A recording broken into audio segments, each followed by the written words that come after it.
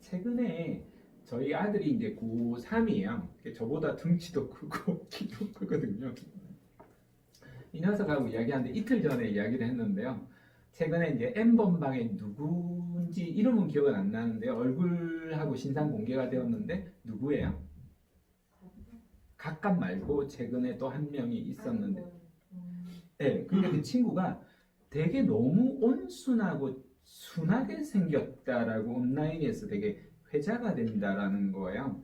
그래서 제가 그런 이야기를 했었거든요. 준영아, 너 악의 평범성이란 이야기 들어봤니? 이렇게 이야기했어. 아니, 너 악의 평범성이라는 독일의 한나 아렌트라는 철학자가 한 이야기야. 이게 이분이 쓴 내용이 있는데요. 제가 쓴 책에는 145페이지에 있는데 이제 제가 책을 이렇게 하나 쓰고 나면 마지막에 용어 정리를 해놨거든요. 그게 맞는 용어 정리에 나와요. 이게 153페이지 악의 평범성이라는 단어에 나와요. 이 사람이 독일의 이제 전범들의 이제 재판 현장을 가면서 그 전범들의 사고라든지 생각들을 읽기 위해서 이제 논문을 쓰려고 이제 한 거예요. 그 논문의 제목이 뭐냐면 나중에 책으로 집필하거든요. 예루살렘의 아이히만이라는 책이에요. 아주 유명한 그 안에 나오는 문장 중에서 굉장히 유명한 문장이 악의 평범성이에요. 그러니까 악이 아주 대단하게 악인처럼 저 사람 범죄를 일으킬 것 같다 이런 악이라는 것이 극히 드물다라는 거예요. 대단히 평범함 속에서 악이 있다라는 거예요. 그러니까 우리 안에는 선도 악도 있다라는 거예요. 그게 어디에 쓰느냐에 따라서 굉장히 이제 조심해야 되고 어떤 사람을 비판할 때도 준영아 너는 그 대열에 함부로 쉽게 이야기를 하면 안 돼. 왜냐하면 너 안에도 악이 있고 너 안에도 선이 있는데 대체로 악을 비난하는 사람일수록 악에 쉽게 빠져드는 속성이 있다라는 것을 나는 아빠는 살아오면서 많이 느꼈어. 그러니까 대표적으로 제가 이제 군대 생활을 했는데요. 혹시 군대 안 갔다 오신 분 계시나요?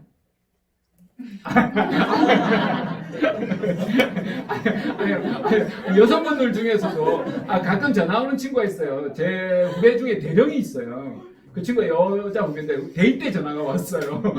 선배님 중성 왜 이러나 이런 생각했어요. 여군으로 갔었다라고 하는데 그런 게 있어요. 근데 남자 제 동기 중에 하나가 기억이 나는데요. 이 동기가 그러는 거예요. 사실 우리가 힘이 없고 나이가 어리고 권력이 낮고 이러면 사실 사람들이 무시하는 경향성이 조금 있잖아요.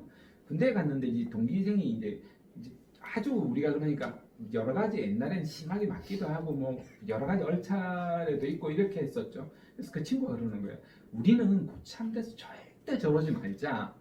약속하자라는 거예요.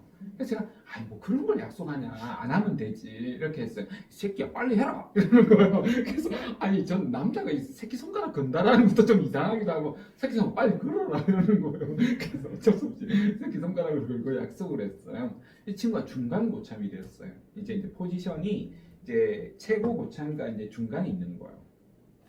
친구 이제 서서히 악인으로 변해가는 거예요. 얘가.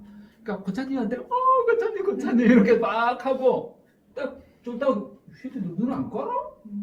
딱 바로 변하는 거예요. 그러면서 이 친구가 이제 최고 고참이 됐는데 지금까지 본 악당보다 더 악당이 되는 거예요. 진짜 농담이 아니라 그래서 사람을 어떤 폄하하는 대열에 쉽게 들어가시면 대단히 위험해요. 그러니까 나의 어떤 그림자라고 하는데요. 융의 그림자에 내가 분출하고 싶은 거를 투사시키는 거예요. 그러니까 그림자 분출을 그런 식으로 투사시키는 사람일수록 사실은 대단히 위험성이 있어요. 그래서 어떤 악이라고 규정하기 되게 어려운 경우도 있어요. 실제로 사건들이 왜곡되거나 이런 경우들도 있기 때문에 심지어 그런 것조차도 쉽게 우리 안에서 자기 반성을 하는 것이 너무 중요하다는 거예요. 그 안에 있었던 한 사례만 말씀드리고 여러분하고 같이 이야기 나눌게요. 이게 나는 착한 사람일까 나쁜 사람일까라는 요게 나오는 내용이에요. 여러분이 아시는 굉장히 유명한 실험이 있죠. 홀로코스트가 이렇게 있고 나서 얼마나 왜 이런 범죄가 일어났을까 전 지구적 사회학자와 심리학자와 철학자들이 연구를 하게 되거든요. 그때 이제 아주 했던 가장 유명한 실험 중에 하나가 밀그램의 실험이에요. 여러분 많이 아실 거예요. 밀그램은 이 상황에 있다라고 생각했어요. 사람의 어떤 범죄를 일으키는 것들이 분명히 상황에 있다라고 생각하고 이제 실험을 하는 거예요. 권위와 복종이라는 그러면서 주제는 학습과 공포라는 주제로 일단 사람들을 모아요. 그래서 전혀 모르는 사람들이 이제 $4를 받고 옵니다. 그래서 이 사람들하고 그 다음에 연기자가 옵니다. 연기자가 다 학생입니다. 연기자가 다 학생이고 그냥 온 사람은 모르고 온 거예요. 그러니까 랜덤으로 왔다라고 생각하는 거예요. 근데 분류를 합니다. 학생과 교사로. 그러니까 자 참여하는 연구원들은 이제 여기에 온 모집자는 교사가 되는 겁니다. 교사가 돼서 자 도덕성에 위배되는 행동을 요구한다라면 어떻게 하겠나요? 라는 설문조사를 하는데 90% 이상이 나는 절대적으로 도덕적으로 위배되는 행위 안 하겠다라는 거였어요. 95%가 그렇게 나왔습니다. 과연 그렇게 이제 결과가 나올지를 이제 보려고 하는 거예요. 그렇게 해서 시험 문제를 내고 틀리면 이제 볼트를 전압을 5볼트에서 450볼트까지 올려내는 거예요. 근데 450볼트는 대단히 위험하다라고 XX 표시가 되어 있어요. 그러면 이게 처음에 연기자들이 이렇게 따끔하잖아요. 그러니까 일부러 그런 연기를 해요. 이렇게 하고 좀 이런 식으로 하는 거예요. 그러다가 이게 이제 100볼트 넘어 이렇게 아파해요. 그리고 하지 말라고 해요. 그리고 나중에는 애원을 해요. 제발 살려달라고 하지 말라고 450볼트. 그러면 여기에서 이제 이 연구를 지시하는 연구원들이 있잖아요. 제복을 입고 있으니까 어떻게 할까요? 물어봐요. 왜냐하면 사람들이 너무 아파하니까 고통스러우니까 연기자들이 뭐라고 하냐면 그게 있는 연구원들이 굉장히 근엄하면서 괜찮습니다. 그냥 하는 대로 들리면 그대로 진행하세요. 이렇게 합니다. 이때 이제 거부하는지 안 하는지를 보려고 하는 게 실험의 의도였어요. 근데 무려 65%가 다 올립니다. 거기에서 오는 이유가 뭘까? 이런 부분을 가지고 이 교차적 일관성 결핍이라는 걸 이야기하거든요. 사람이 어떤 상황에 따라서, 그러니까 내가 돈을 받았잖아요. 그다음 여기 권위 있는 사람이 이제 괜찮다라고 했잖아요. 그러니까 그냥 따르게 되는 겁니다. 그래서 여기에서 이제 실험이 끝나면서 엄청난 사회적 논란을 불러일으킵니다. 왜 논란을 일으키냐면 밀그램이 이것 때문에 당신이 그러면 모든 범죄를 그 상황에 따라서 몰아간다라는 대단히 위험하다. 그럼 상황에서 범죄를 일으키면 그게 합리화될 수 있는 거냐라는 이론을 하게 되고 엄청난 논란에 휩싸이게 됩니다. 그러면 실제로 이 밀그램은 교수 임명에 탈락을 하게 됩니다. 다른 대학에 교수 임명에 탈락을 하게 되고 실제로 이분은 심장발작으로 죽습니다. 그래서 아주 이제 자기의 삶도 아주 이제 어려움에 곤란을 겪게 됩니다. 그 어떤 실험 결과 연구에 논란이 너무 많이 일어가지고 실제로도 아주 비참하게 죽습니다. 밀그램은. 그런데 이걸 가지고 지금 갑자기 책 제목이 기억이 안 나는데 그 다른 책 중에 하나가 밀그램의 실험을 이제 그 이유를 연구하게 됩니다. 그러니까 이 밀그램의 실험에 참가했던 사람들이 대부분 정신적인 전부 다 이 치료 상담을 다 받습니다. 그게 너무 충격을 받아가지고 전부 다 이제 치료 상담을 받는데 그걸 100년 동안인가 이렇게 비공개로 원래 원칙을 하게 돼요. 50년 그분들이 이제 돌아가실 때까지 그렇게 이제 비공개 원칙으로 하게 되었는데. 로렌 슐레이트라는 심리학자예요. 이 사람이 이제 찾아가게 됩니다. 그 사람들이 어떤 상태로 그렇게 실험을 임했는지 그 이후에 어떤 과정에서 그걸 누르게 되었고 누르지 않게 되었는지 이제 알아보려고 이제 찾아가게 됩니다. 처음으로 이제 그걸 끝까지 거부했던 사람을 찾아갑니다. 그리고 굉장히 도덕적으로 빛나는 인격의 사람이 만날 거라고 기대하고 왔는데 대단히 이상해 보이는 사람입니다. 아주 입에서 나오는 건 욕이고 아주 욕 일본인 욕에서부터 여러 가지 이제 욕들만 나오는 거예요. 그 사람의 입에서. 그래서 생각했던 기이한 인격적인 모습이 아니어서 첫 번째로 조금 살짝 실망을 합니다. 그러면서 왜 이제 그 실험을 끝까지 이제 거부했는지를 물어봅니다. 이 사람이 처음에는 계속 그 사람이 너무나 고통스러워해서 나는 누를 수 없었다라고 이렇게 이야기를 합니다. 근데 실제로 진짜 이유가 뭔지를 이렇게 또 닥달하고 물어봅니다. 근데 그 사람이 뭐라고 이야기하냐면 내 심장이 너무 안 좋았다는 거예요. 내가 심장이 건강이 되게 안 좋은데 그 상태로는 내가 견딜 수 없었을 것 같아서 결국은 자기 때문에 자기가 심장 발작을 혹시나 일으킬지도 모른다라는 생각 때문에 너무나 고통스러워서 안 눌렀던 거죠. 또 반대로 그걸 무작위로 그냥 마구 누른 사람을 찾아가게 됩니다. 그 사람은 석사 과정에 있었고요. 실제로 다른 데 연구원이었어요. 그러니까 이 사람은 연구에 굉장히 익숙한 사람이고 그냥 시키는 대로 권위에 따라서 아무 생각 없이 계속 눌렀던 거예요. 그리고 죄책감도 하나도 안 느꼈고 당연히 450볼트도 연구의 한목적적인 부분에서 그분들은 연구에 참여한 사람이고 정확한 지시에 따라서 했다라고 후회도 없었어요. 근데 이 사람이 그 실험 결과를 듣고 나서 너무 충격을 받았던 거예요. 그리고 나서 삶을 이 사람이 완전히 바꾸게 됩니다. 내가 앞으로 이렇게 복종하는 삶을 살지 않겠다.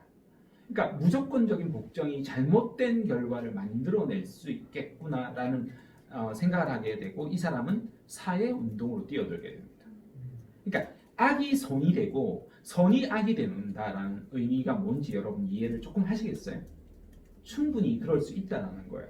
그래서 첫 번째로 우리가 그래서 해야 되는 것 중에 하나가 뭐냐면 일단 권위에 대한 복종을 한번 의심해 봐야 된다는 거예요. 무조건적인 우리 시대에는 무조건 국가나 부모나 경영자나 교수나 학습자나 유명한 사람이 이야기한다라는 그냥 복종이에요. 무조건적인 복종이었던 거죠. 근데 때로 권위에 저항해야 될 때가 있다는 거예요. 실제로 괌 비행기가 추락한 적이 있었거든요. 이게 무조건적인 복종이 일으킨 사건이에요. 그냥 비가 폭풍우가 몰아치고 이건 그대로 착륙할 수 없는 상황인데도 불구하고 기장이 그냥 감 날씨 좋구만 이런 이야기를 합니다. 지금 폭풍우가 치고 지금 개개가 고장이 났고 그다음 이 나안으로 이렇게 눈 시력으로 그대로 착륙한다는 게 대단히 위험한 건데 부기장이 뭐라고 이야기하느냐면 예 비가 많이 오는군요 이렇게 이야기합니다. 너무 많이 오죠. 그게 반발이에요. 한국인의 저항의 방식이에요. 비가 너무 많이 온다라는 거예요. 왕복적 어법이에요.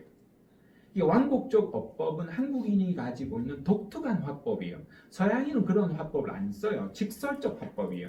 비가 너무 많이 오기 때문에 이대로 내리시면 위험합니다. 이게 기본적인 의사소통 방식이에요. 근데 한국인 그런 식으로 의사를 못해요. 왜냐하면 이 사람이 공군의 고참이에요. 위계 질서가 지독하게 딱 잡혀있는 사람이에요. 등짝 스매싱을 수도 없이 맞아요. 그러니까 그 위험한 상황에서는 왕곡 화법이 대단히 위험해요. 그러니까 편안할 때는 그런 왕곡 화법이 아주 아름다워요. 그러니까 남을 상처 주지 않고 할 수 있는데 그렇지 않다는 거예요. 그러니까 우리가 잘못된 상황에서는 권위를 정할 수 있어야 된다는 거예요. 그러니까 우리가 잘못된 권위, 그러니까 대통령도 마찬가지고 우리가 사회도 마찬가지고 잘못 간다라면 정당한 권위에 정할 수 있어야 된다는 거예요. 두 번째가 잘못할 수 있어요. 살아가다 보면요 수도 없이 잘못합니다. 저도 뭐 너무 많이 잘못을 하고 지금도 뭐 부끄럽고 이런 일들이 너무너무 많은 사람입니다. 그런데 사람이라는 게 성장을 하려고 하면요 부끄러움을 알아야 돼요. 사람이 성장하는 것은 부끄러움을 알기 때문에 성장하는 거예요. 부끄러움을 모르는 사람일수록 후한무치예요. 이런 사람들이 거의 사고를 일으키고요. 큰 사고를 나중에 대재앙을 일으킵니다. 그 보기에는 엄청나게 대단한 사람들 있잖아요. 이런 사람들일수록 오히려 더 큰 사고를 치거든요. 그래서 사람이 부끄러움을 안다라는 것은 그 사람을 성장시킬 수 있다라는 뜻이에요. 세 번째는요. 잘못하고 그래도 모든 책임을 스스로 떠안을 수 있어야 돼요. 되게 용기가 있어야 돼요. 그러니까 내가 잘못했다라는 말을 할 수 있고 그 책임을 오롯이 내가 지려고 하는 태도가요. 그 사람을 성장시켜요. 부끄럽고 수치스럽고 너무나 고통스럽지만요. 그걸 잘 극복한 사람들은 여러분 한번 뒤를 바라보세요. 아주 유명하신 분들 중에서도 그걸 잘 극복한 사람들이 있어요. 근데 어떤 사람 계속 그 과거만 가지고 욕하는 사람이 있어요. 그 사람의 잘못한 것만 가지고 막 지금도 막 씹기도 하고 그러지만 이미 그걸 충분히 죄값을 다 치른 사람이 있어요. 그리고 그런 사람들은요 진짜 건강한 사람들이에요. 얼마나 그렇게 건강한 사람인지 모르겠어요. 지금도 노래하시는 분도 계시고 뭐 연기하시는 분도 계시고 경영하시는 분도 있고 예술하시는 분도 계시고 여러분도 계세요.